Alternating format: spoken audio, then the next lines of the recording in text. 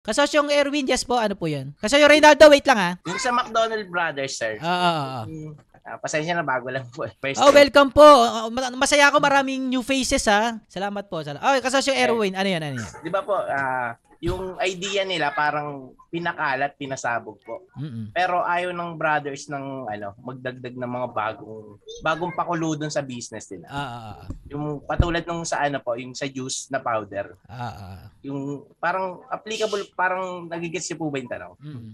Yung po, paano pag nakialam na yung advisor mo na ganun yung gagawin po, na ayaw niyo ipatupad. Okay. Applicable po ba to yung dun sa tanong? Okay, ha. Tignan nyo ha. Salamat po, God bless. Okay, level 1. Hindi, ayoko ng cred. Maganda example yung yung sa McDonald Brothers. Sa level 1, 2, 3. Rinig nyo po ako mga kasosyo. Sorry po, nawala tayo ba? Hello mga kasosyo? Rinig na namin. Okay, McDonald's.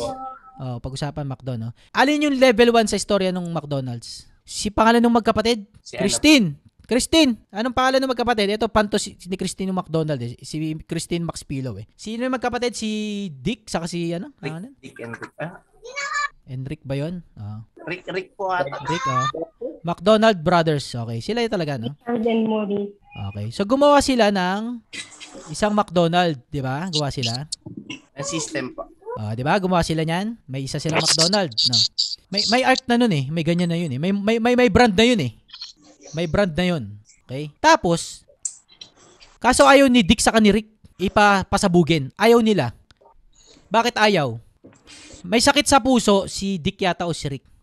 Kung di ako nagkakamali. May sakit sa puso. May sakit ang isa dyan. Ayaw ng stress. Pero nung pumasok si Ray Kroc, pasabugin natin to. Anong plano ni Ray Kroc? Padamihin ng branch. Di ba? Padamihin ng branch. Maraming McDonald's. Yan ang branch. Pero stressful yan. Sobrang stressful. So, bumili siya ng shares dyan. Si Ray Kroc, bumili ng shares dito. Ito malupit ha. Huwag kayong pipikit mga kasosyo. Ang tawag sa kumpanya nila dito sa binili ni Ray Kroc, sabihin na natin McDonald's Burger, no? McDonald's Burger Corp. Yan, Corp. Okay? Ang may-ari niya McDonald's Burger Corp, sino may-ari? Si Dick at saka sila Ray Kroc. Yung McDonald's Brothers saka si Ray Kroc. Narinig niyo ako mga kasosyo? Yes po. Yes. Okay. Share sila dyan. Sabihin na natin si Ray Kroc 40% ownership lang. Kasi di naman siya di ba? Tapos itong si Dick saka si ganyan. 60%. Okay? Ito malupit. Ang McDonald's Burger, iba sa parang McDo, franchising, parang real estate, hindi. Golden Arches siya tayo. Tayo po siya ng parang real estate po yun. Yun, yung sa part na yun. Okay. May isa pang kumpanya, yung Real Estate Corporation. Ang malupit dito, ang may-ari lang ng kumpanya na to, sino? Si Ray Kroc lang. Ray Kroc lang may-ari niyan, ha? Saka syempre, yung mga investor niya, may investor yan. Wala na yung Rick Brothers dyan sa real estate. Hindi sa kumikita. Break even lang yung McDonald's Brothers, pero sobrang successful. Kasi nga, ang daming nagpapa-franchise Sobrang daming nagpapa-franchise. Ngayon, may bago na isip na strategy sila Ray Kroc, saka yung accountant niya. Kung di ko nagkakamali. CFO niya yun. Yumaman yun, yung CFO niya na yun. Ang strategy, bilhin nila yung mga lupa sa mga kanto, mga kanto. So, halimbawa, may magpapa-franchise dito sa business nila na McDonald's Corporation. May magpapa-franchise.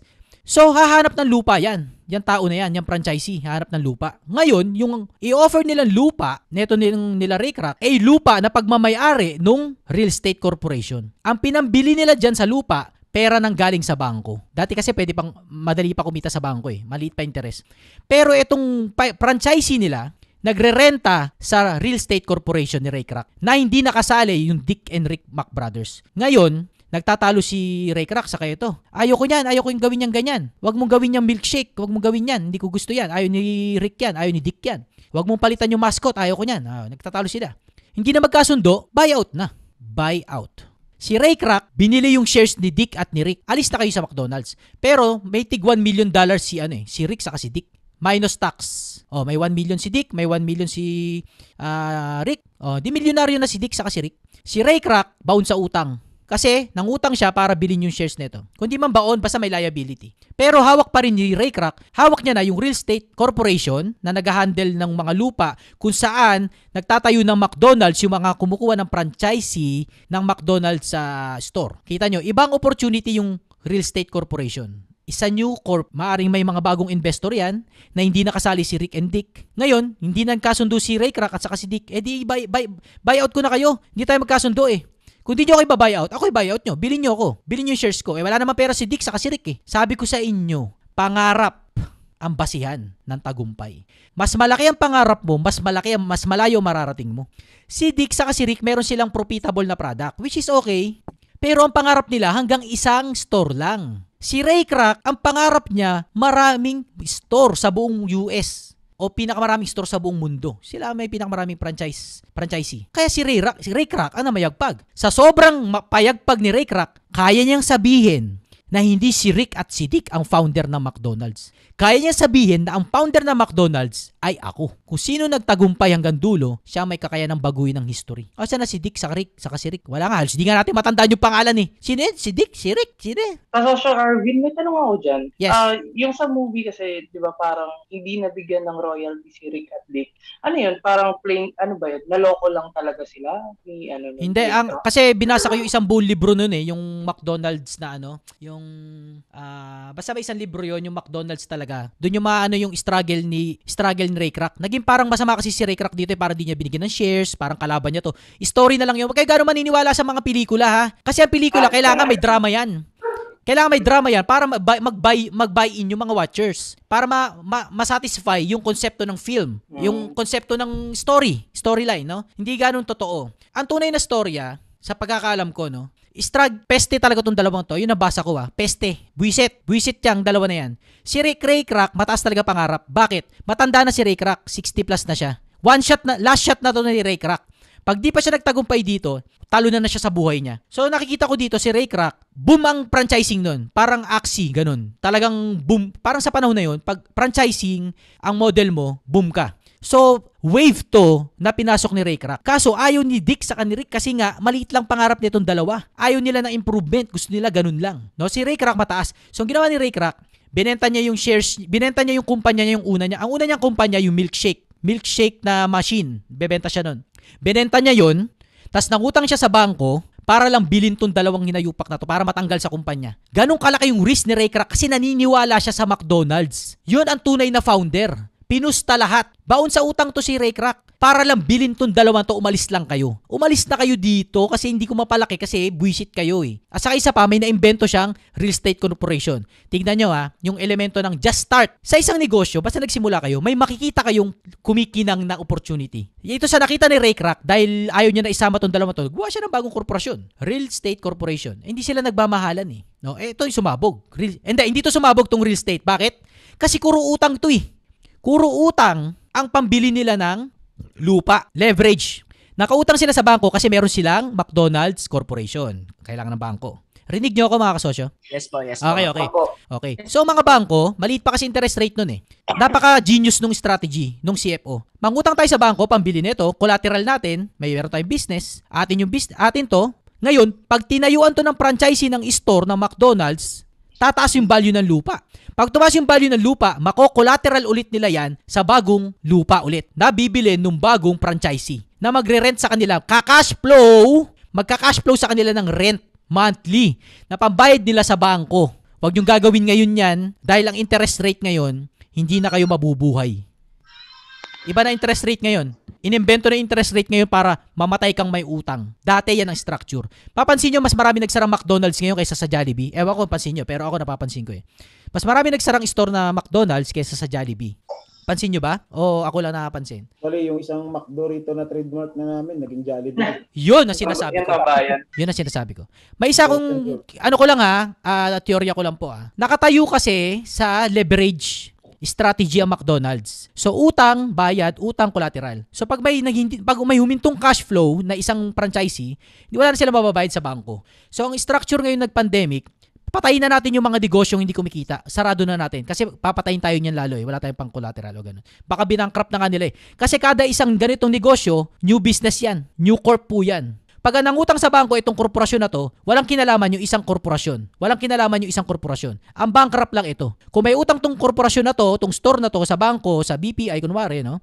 Pag na-bankrupt to, walang kinalaman tong bankrupt na to. Kaya sinasabi ko sa inyo, korporasyon is the key. Naandyan lahat ng structure, lahat ng sikreto. Hindi naman sikreto. Talagang ginawa yun na mayayaman para sa mayayaman.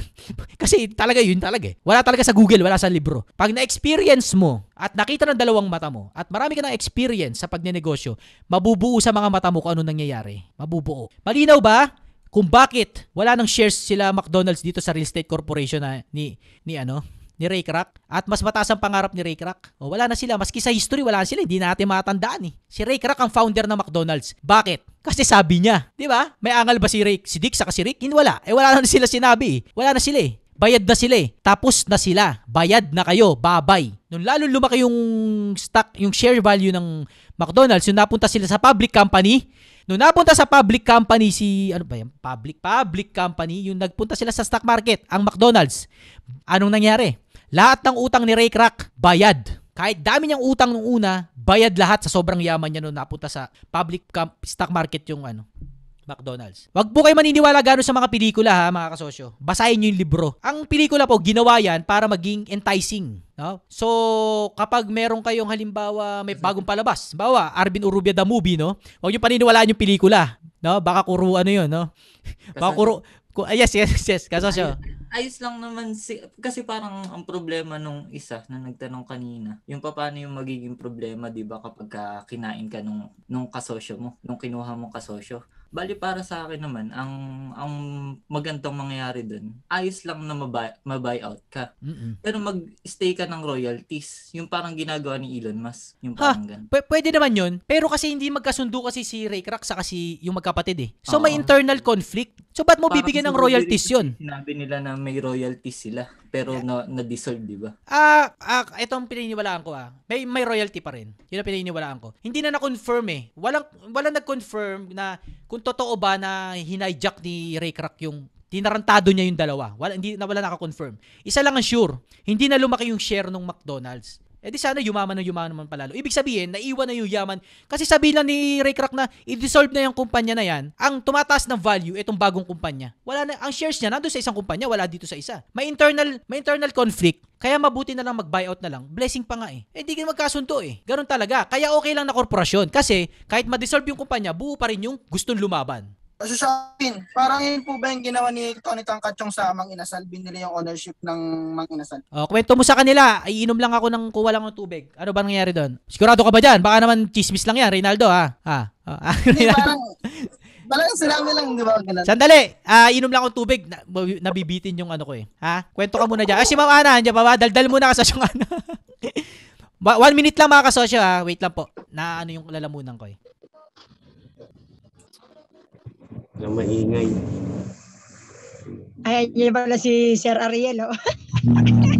Hello po. Natawa ako kay Reynaldo. Talagang si Reynaldo, na-miss kita eh. Na-miss ko kayo, Susana. Kumusta na? Hindi ako masyado sa GC ngayon eh. Ay, sa group, sa page kasi busy din ako. Ito, nakamiss talaga yung mga sa pagpunta ng tubig. Kasyasya Okay lang yan. Fair yan. Nakuha mo yung information na sinend ko sa private message natin? Oo, ang pangalan niya kasi sister? Si Michael. Sige po, makihanap na lang daw po siya doon, ha? Oo. Michael, ano pangalan siya? Basta. Pero nailista ko na siya. Angelo. Sige po. Thank you so much, sisters. Mga sister, arigato. Excuse me. Arigato. Aba, naging Japanese ka na, Ma'am Lusa. Ilang order lang. Order na kayo. Ano ba gusto niyo dyan? Sexy.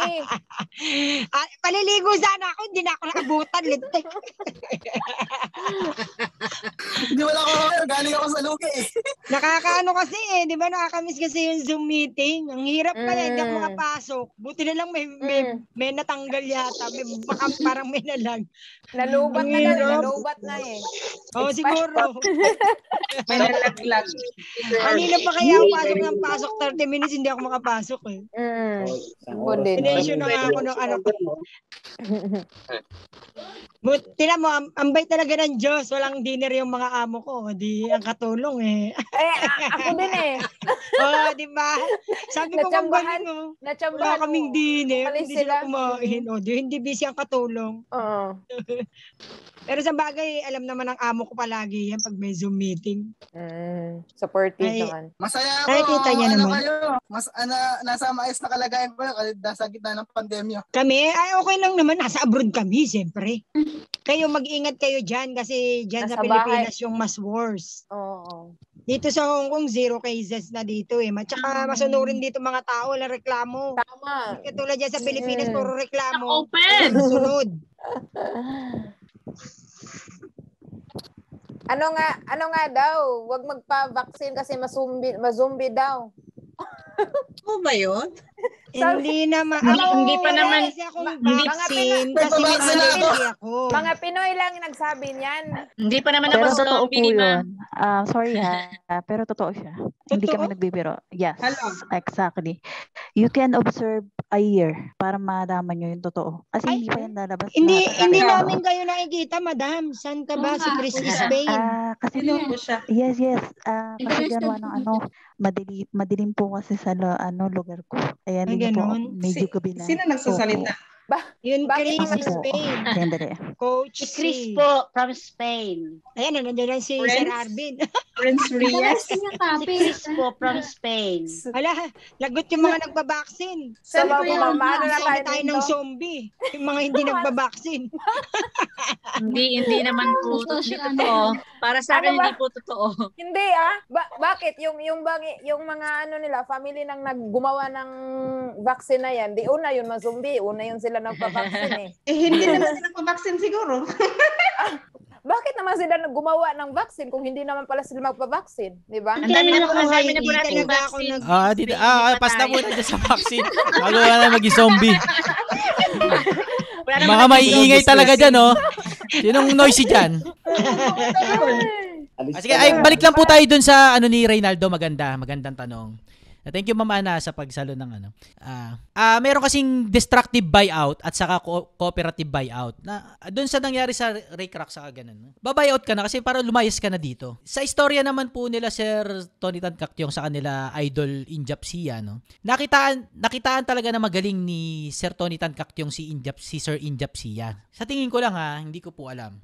Pero bata pa talaga kasi si Sir Injap Sia. At saka may potential talagang talunin ng Mang Inasal yung Jollibee eh. May chance talaga eh. Talagang may chance eh. Talagang alanganin talaga yung Jollibee eh. So syempre, dalawa na lang. Unli Rice talaga eh. Champion talaga yung konsepto ng Unli Rice eh. Baka nakapatent pa ngayon yung Unli Rice na yun sa sa Mang Inasal na bawal gayahin ng Jollibee. Basta may chance na matalo ka ng isang kumpanya. So dahil may konsepto tayo ng shares, no? Ganito na lang. Sabi siguro ni Sir Tony Tan Caktiong, bilin ko na lang yung shares ng company mo. Tapos palakihin pa natin. Tapos imbis na mag-price war tayo, imbis na mamatay tayo pareho sa pagbaba ng presyo, maging cooperated na lang tayo, no? So sa kanila yung market. Ang ebidensya na gusto ni Sir Tony Tan Caktiong talaga si Sir Injap Sia. Kasi naggawa sila ng bagong company. Ano yun? Double Dragon. Yung Double Dragon. Kay Sir Tony Tan Caktiong yun at saka kay Idol Sir Injap Sia. Nagpunta na sila sa real estate business. So nag-start sila sa manok. Sino sa inyo hindi kaya magprito ng manok? Sino? Lahat tayo kaya magprito ng manok. Ang wala lang yung sistema kung paano talaga magnegosyo. Na may level 1, may level 2, may level 3. Ngayon nandun na sila sa tuktok. Nasa stock market na sila. Kasi alam nila yung baybayin. Yun lang naman ang nawawala sa atin eh. Yung galing nila Sir Injap Sia, naniniwala ko meron din kayo nun. Meron tayo nun. Ang nawawala lang sa atin, yung pinipilit nilang itago. Yun nga yung pinag-uusapan natin dito. Na from isang manok, papasabugin gaya nung dumami yung franchise branch nung McDonald's, nasaan na sila ngayon? Nandun na sila sa level 3. Sabog-sabog na sila. Meron na silang kapangyarihan na kung anong gawin nilang desisyon, may malaking elemento sa ekonomiya. Hindi sila masasama, positive change sila. No? Pero, pinapromote natin, we want to participate. Diba? Sali kami dyan. Ano, kayo na lang? Sali kami dyan. Ba't kayo na nakakaalam? No? Para malaman natin, magsimula tayo sa manok. Sino hindi kaya magprito sa inyo ng manok? Ang problema, nananatili tayo sa manok. Yun ang problema nakikita ko sa mga Pilipino eh. Magaling gumawa ng masarap na kape, magaling gumawa ng magandang bag, magandang damit, magandang sapatos. So, kaso nanatili sa paggawa nun. Hindi pa tapos. May level 2 pang labanan. Ano yung level 2? Paano pa sasabugin yung magandang produkto mo? Paano? So may cooperative na buyout saka may destructive. Yung bibiling ka kasi para patayin ka. Binili yung kumpanya mo para mawala ka na sa merkado. Kasi gusto nila sila lang. Okay lang. Patayin niyo yung kumpanya ko. Binili ka na naman nila. May 1 billion ka na eh. Kaya sinasabi ko sa inyo yung 500 million sa bulsa, hindi malabong mangyari yun kahit magsimula kayo sa manok. Kasi yun talaga istorya nun. Pag malupit kayo, may bibili sa inyo or may bibiling kayong iba or mapupunta kayo sa stock market. At doon na kayo magkakaroon ng 500 million sa bulsa. Basta sobrang lupit. Sino pa nag-iisip ngayon na parang imposible naman magkaroon ng 500 million? Parang imposible naman. Hindi pa rin kayo naniniwala. Ang dami na nagpakatunay. Nagsimula sa manok, nagsimula sa isang t-shirt, nagsimula sa isang produkto, nagsimula sa isang bag, nagsimula sa isang burger, sa isang kape. Lahat yan kaya nating gawin. Ang nawawala sa atin, yung konsepto na hindi pa tapos ang level 1. Yun ang nakikita kong problema eh. Ang kala ng mga negosyanteng Pilipino, hanggang level 1 lang ang labanan.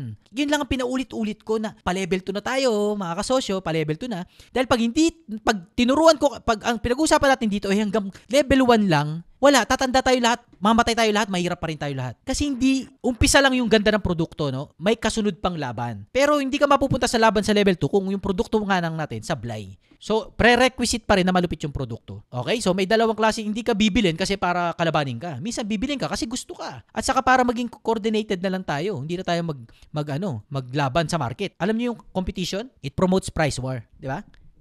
Alam nyo yan. Mag-isa lang kayo, lakas ng benta nyo. Ginaya kayo nung kapitbahay nyo. Wala na kayong kinita. Kasi hati na yung market nyo eh. Nag-price war na kayo, pati yung market nyo. Kung magkasundo kayo, ikaw wag ka na magtinda dito sa sari-sari store, doon ka sa kabilang kanto. Para lahat tayo kikita. Kaso ang problema sa atin, wala. Labo-labo. Sige. Parang kisa, sari-sari store, sige. Dapat maisulong na batas. Hindi naman dapat eh. No? Ang sari-sari store, kikita talaga yan. Alam yung paano? Maisa batas na sa isang street, isang sari-sari store lang. Hindi yung patong-patong. No, may sari-sari store na sa baba, may sari-sari store pa sa taas. Pero naman yun eh, subject kasi sa batas yung parang parol, yung isa rights na mag-business, isa rights, no? Parang sa taxi. Alam niyo ba ang taxi, yung parol, hindi ka pwede maging taxi driver kung wala ka nung medallion. Hindi, medallion ba yun o parol? Medallion yata. Kasi nilalabanan nila yung price war. Pag sobrang daming taxi sa market, wala nang kikitain yung mga taxi. Magbababa na sila ng presyo. So, ang ginawa nila, kailangan, bago ka mag-taxi sa Maynila, meron ka ng medalyon. Ibig sabihin, bilang lang yun. Dapat limited lang yun. Kasi yung competition, papatayin yung industry. Kaso nangyari sa, sorry, yung wala pa yung, sorry po, yung wala pa yung Grab, ano nangyari? Sobrang daming taxi. Dumami yung, hindi pala sa taxi problema. Sa bus yata. But ang daming bus sa Metro Manila. Kasi hindi na regulate yung dami ng prangkisa nung competition. Ang dami naglabas ng bus. Sige, bus tayo. Pati jeep. Daming jeep. Okay, daming jeep. Ang problema, siksikan na yung jeep sa kalye. Kaya ang hina ng kita ng mga driver. Traffic lagi sa lahat ng kalye. Ano pang masama epekto? Ang daming pollution yun. Ang daming pollution. Kasi traffic eh. Puro pollution. Puro revolution. Kasi hindi na control yung market. Yun ang role ng government, Ang entrepreneur, we start new things. Invento tayong bagong bagay, bagong produkto, bagong sistema, bagong modelo. Ang government pumapasok to regulate para maiwasan yung sakitan o samaan o pagguho ng industriya. Katulad ng nauso yung may tax na daw yung mga YouTuber. Ano naman kung may tax? Dapat naman talaga magbayad ng tax. May tax na daw, magkakatax na daw yung Axie, yung mga cryptocurrency trading, gano'n. Ano naman. Ang government lagi nahuhuli yan. They just regulate what exists, no? Kung anong nag-exist, yun ang rene-regulate nila. Ang government po, hindi po yan nangunguna sa innovation. Kaya walang lalabas na bagong bagay sa bansa natin kung walang entrepreneur. Kaya entrepreneur ang pag-asa ng bansang Pilipinas. Kasi nasa sa ating industriya ang magpo-produce ng mga bagong bagay. Ang government to regulate lang. Ang mga competition, sabi ko, kasi bawal din kasi na planuhin ang market. Bawal planuhin na, dapat ang sari-sari stores lang sa barangay na to, 7 lang ha. Actually, bawal yun. Kasi it hinders yung buong policy ng capitalism. Ang capitalism, pwede kang magtayo ng negosyo ng kahit anong gusto mo. Wala pipigil sa'yo. Bawal. Bawal kasi tahin. Masama. Kasi, babalik yung era ng merkantalismo. Ang merkantalismo kasi, kinokontrol nila yung business. Government saka businessman, yung policy nila nakabenepisyo sa mga konting businessman. Kaya masama yung konsepto ng merkantalism. Kung di kayo nanonood pa ng Ka-Socio-Economic Series, panoorin nyo yun. Umpisa hanggang latest. Ngayon, mali yun. Kasi yung mga mahirap, nanatiling mahirap. Yung mga may gustong gumawa ng bagong bagay, hindi makagawa ng bagong bagay. Kasi kinukulong, pinapagalitan ng mga government. Kasi yung policy, bias sa mga negosyante ng malalaki. Ngayon, masama ngayon. Dumating yung capitalism. Next episode natin sa Kasosyo-Economic Series yan, capitalism. Dumating yung capitalism.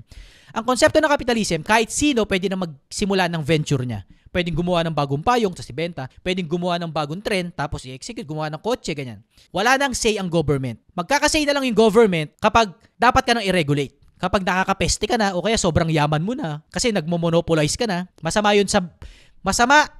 ang monopoly sa capitalism. Yung ikaw lang ang malakas. Halimbawa, Jollibee. Wala nang ibang fast food, Jollibee lang. Bawal yun.